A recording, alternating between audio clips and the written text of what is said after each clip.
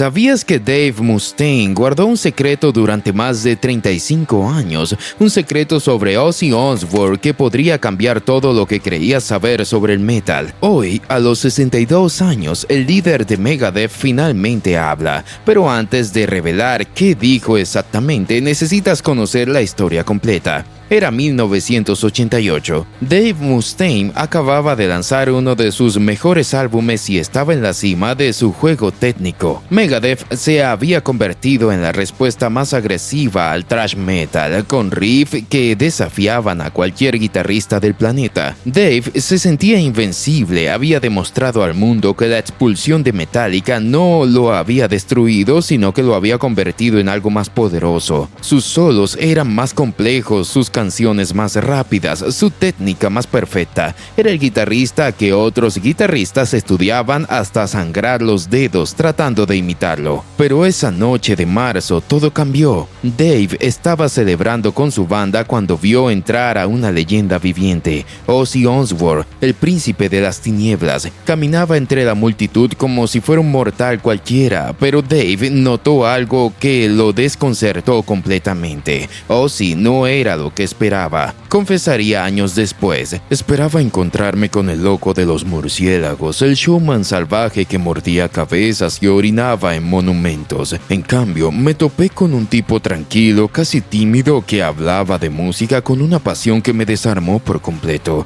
Era como conocer a dos personas diferentes en el mismo cuerpo. Esa noche, Ozzy se acercó a Dave después de reconocerlo, no para hablar de drogas o escándalos, sino para felicitarlo por Peace Sells. Le dijo que había escuchado el disco completo 3 veces seguidas y que no podía creer la complejidad técnica. «Muchacho, tocas como si fueras 3 guitarristas a la vez», le dijo con esa sonrisa que Dave describe como genuinamente orgullosa, sin una pizca de falsedad. Pero aquí viene lo que nadie sabía. Dave se sintió extraño con ese elogio. Toda su carrera había sido construida sobre la velocidad, la agresión, la técnica perfecta. Era el guitarrista que otros guitarristas respetaban por su precisión milimétrica, por sus composiciones que sonaban como acusaciones matemáticas perfectas traducidas a notas. Pero Ozzy, con toda su simplicidad melódica, lograba algo que Dave secretamente envidiaba: conectar directo al corazón de la gente sin necesidad de demostrar nada. Ozzy me hizo una pregunta esa noche que me persiguió durante años. Revela Dave. Me preguntó si cuando tocaba sentía lo mismo que cuando era niño y escuchaba música por primera vez,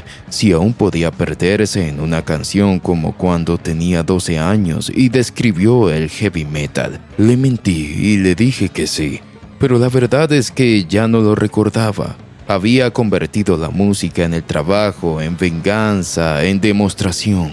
Pero en diversión, en magia pura, ya no sabía qué se sentía eso. La conversación continuó por casi 2 horas. Ozzy le habló de Black Sabbath, de cómo Tony Iommi había creado riffs que sonaban como el fin del mundo con solo 3 acordes. Le habló de sus primeros días con la banda cuando no sabían que estaban inventando un género musical completo. Solo sabían que querían hacer ruido que expresara lo que sentían en las calles de Birmingham. «No pensamos en ser técnicos», le dijo Ozzy. «Solo queríamos que la gente sintiera lo mismo que nosotros, que el mundo era un lugar loco y que la música era la única forma de sobrevivir a esa locura». Dave se fue esa noche con más preguntas que respuestas. Durante meses no pudo sacarse de la cabeza las palabras de Ozzy. Cada vez que se sentaba a componer, escuchaba esa voz preguntándole si aún sentía la magia, y la respuesta honesta era no.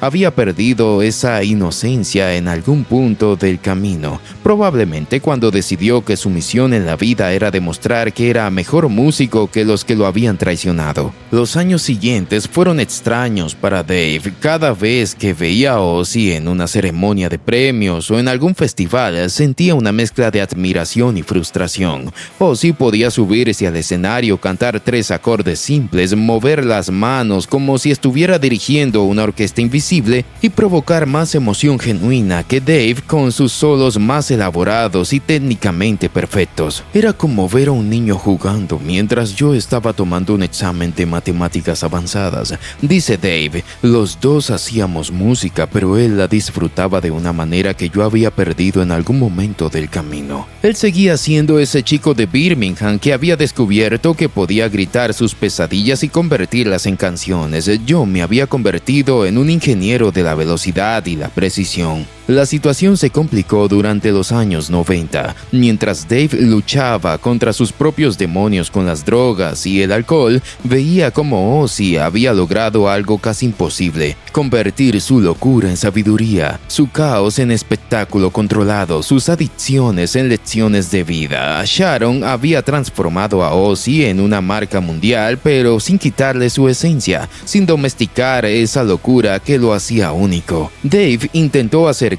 varias veces. En 1994, durante el Monsters of Rock en Castle Donington, se quedó después del show de Ozzy esperando poder hablar con él nuevamente. Había preparado mentalmente toda una conversación sobre composición, sobre la evolución del metal, sobre el negocio de la música, pero cuando llegó el momento, cuando estuvo frente a frente con Ozzy en el backstage, se quedó completamente mudo. ¿Qué le iba a decir?, se pregunta Dave, que envidiaba su capacidad de ser auténtico sin perder la cabeza en el proceso, que había convertido mi dolor en algoritmos musicales perfectos pero fríos, que cada vez que componía me preguntaba qué haría Ozzy en mi lugar. Esa noche, Ozzy notó la incomodidad de Dave y simplemente le puso una mano en el hombro. «Muchacho, tú ya tienes tu propio camino», le dijo.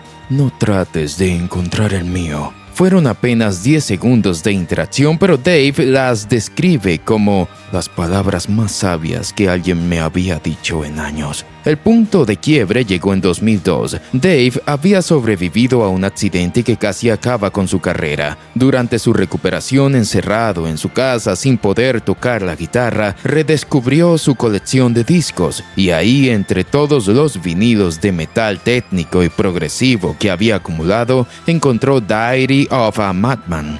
Puso por primera vez en años y algo cambió para siempre. Ozzy nunca pretendió ser el mejor cantante del mundo, reflexiona Dave. Su voz tenía grietas, imperfecciones, momentos donde parecía que se iba a quebrar, pero fue el más honesto. Cantaba su dolor, su confusión, su amor, su miedo.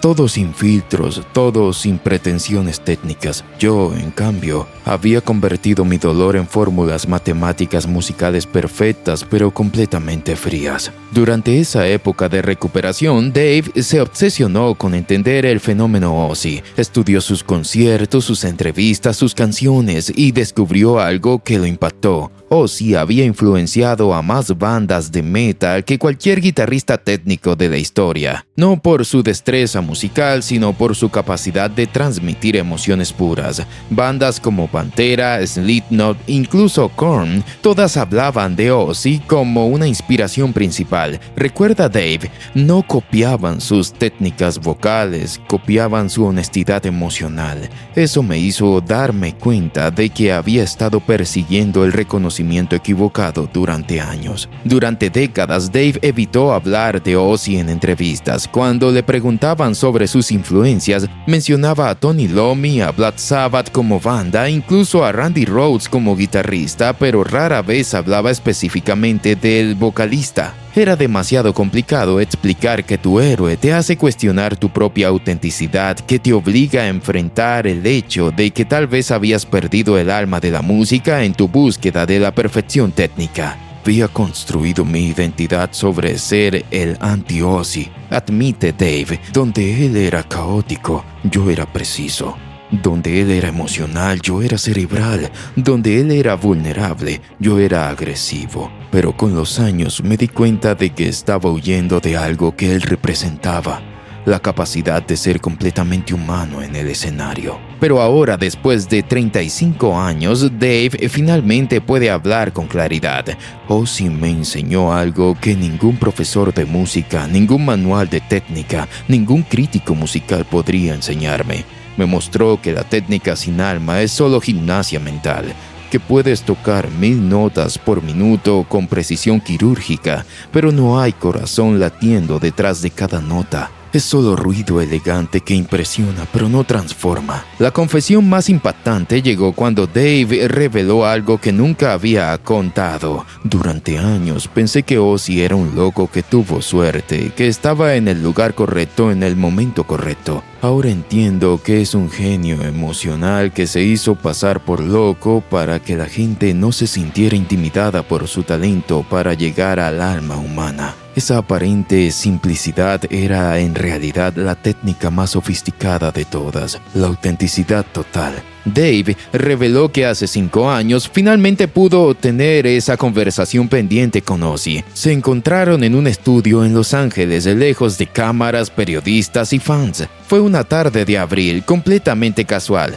Le agradecí por mostrarme, sin saberlo, que el metal no solo debe impresionar técnicamente, también debe emocionar genuinamente. Me escuchó en completo silencio, con esa atención que solo él sabe dar, y luego me dijo algo que nunca olvidaré. Muchacho, tu técnica siempre me intimidó, pero tu corazón en canciones como Peace Sells y Holy Wars me inspiró.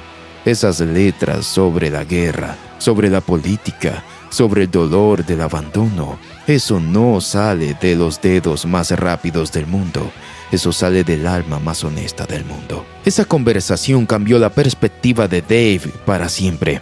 Ozzy y yo somos dos caras de la misma moneda del metal. Explica. Él transformó su vulnerabilidad en poder escénico. Yo transformé mi rabia en precisión musical. Él encontró la forma de convertir su caos interno en espectáculo catártico. Yo encontré la forma de convertir mi dolor en composiciones complejas. Los dos encontramos formas diferentes de sobrevivir al metal sin que el metal nos matara en el proceso. Como dice Dave, al cerrar esta confesión de décadas, si Ozzy está viendo esto, y sé que probablemente no porque está ocupado siendo una leyenda viviente, quiero que sepa que me enseñó la lección más importante de mi carrera musical. Que ser un gran músico no se trata de demostrar lo que técnicamente puedes hacer, sino de compartir honestamente lo que humanamente sientes. Gracias por mantener vivo al niño que solo quiere hacer ruido y que la gente se sienta acompañada en esa locura. Por recordarme que la música, antes que arte o negocio, es conexión humana pura. 35 años después, Dave Mustaine finalmente encuentra las palabras para describir lo indescriptible, la admiración profunda hacia alguien que te enseña sin darse cuenta, que te inspira sin proponérselo, que te cambia la vida para siempre simplemente siendo completamente auténtico en un mundo lleno de poses y pretensiones técnicas.